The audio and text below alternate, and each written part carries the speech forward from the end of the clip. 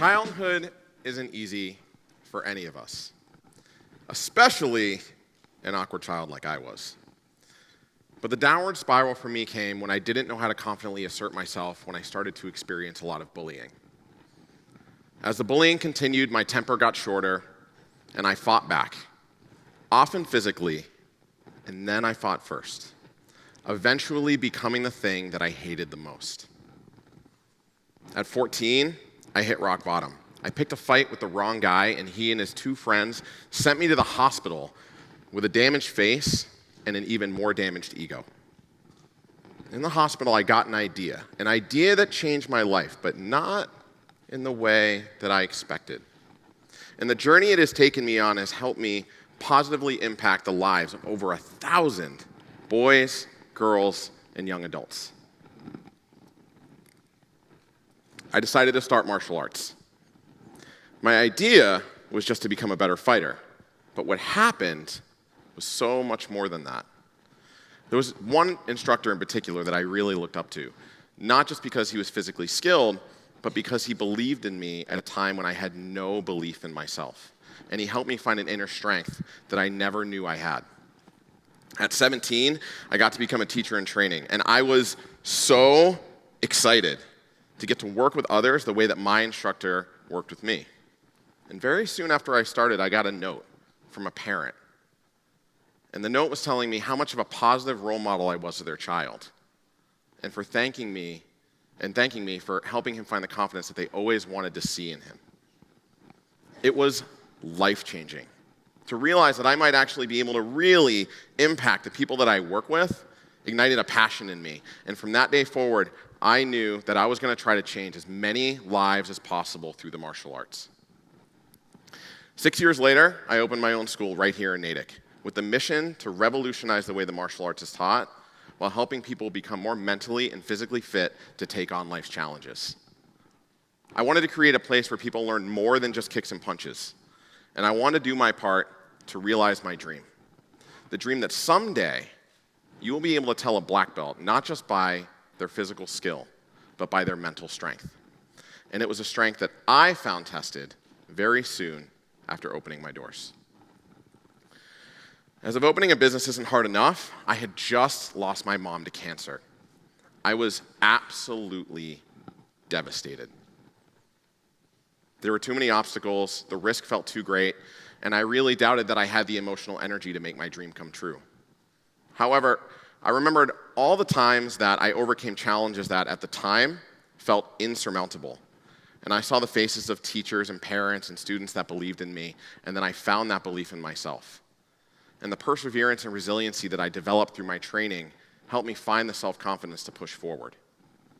It also made me realize that one of the greatest gifts that we can give others is to see in them what they can't yet see in themselves, to fuel that until they own it. Because when you help people realize that they're much stronger than they think, it can give them a self-confidence that can last the rest of their lives. So for those of us who work with others, how do we help them find that self-confidence within themselves? In my personal experience, there are 3 things that are absolutely essential. First, you have to develop a rapport with them while showing them that you are wholeheartedly invested in their success. Then, you have to realistically challenge their abilities while giving them the tools and support they need to succeed. And through it all, you must never, ever, ever underestimate the kind of impact that you can make, as championing them can give them a self-confidence and experiences to draw from later in life. There's a story about a student of mine who I'll call Johnny, who's 10 years old, that is a great illustration of this. Johnny's training has always been full of challenges. He's always had to work a little bit harder to keep up with his peers. And one day, as Johnny was preparing for an advanced level belt, he found himself struggling with a particular technique, a technique that had to be perfect if he was going to pass his test and move forward. I pulled him aside after class and I told him that if he couldn't perform the technique the right way, that I wasn't going to be able to test him.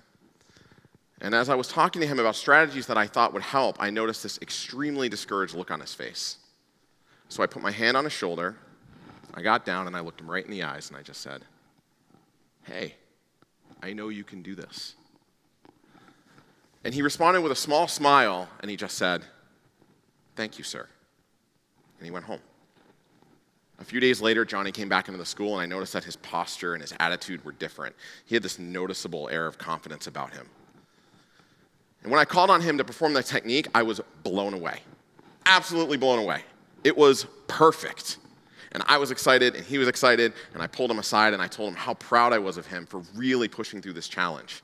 And I also mentioned that he looked pretty discouraged the last time I had seen him, and he said, I was, but I've gotten through other challenges before, so I knew I could get through this one.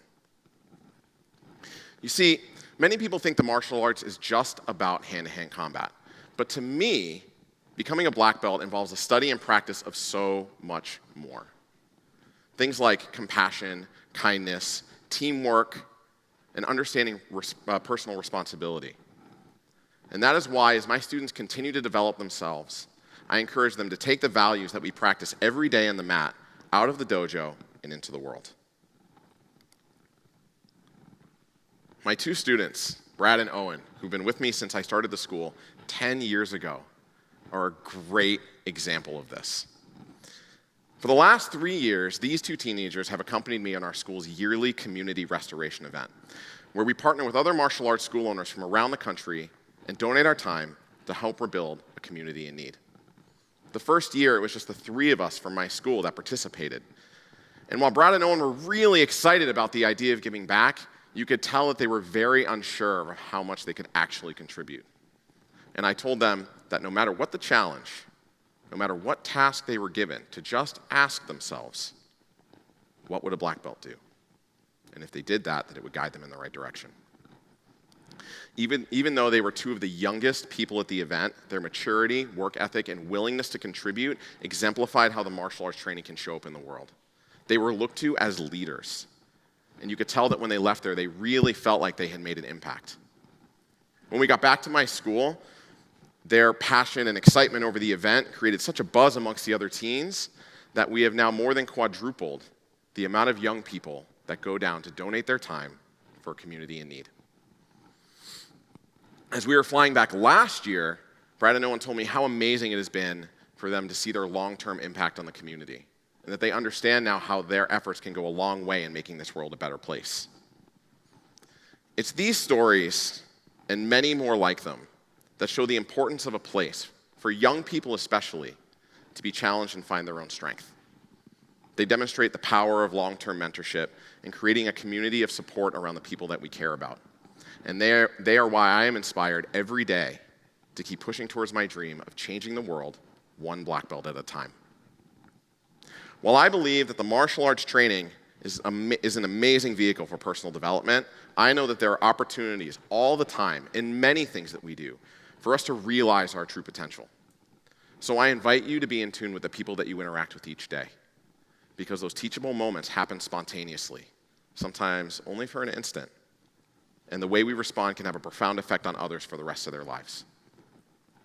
We've all heard the saying, it takes a village, and we must consider ourselves part of that village that helps others realize their full potential, because the world needs leaders, and behind the development of every great leader was someone who believed in them when they didn't believe in themselves.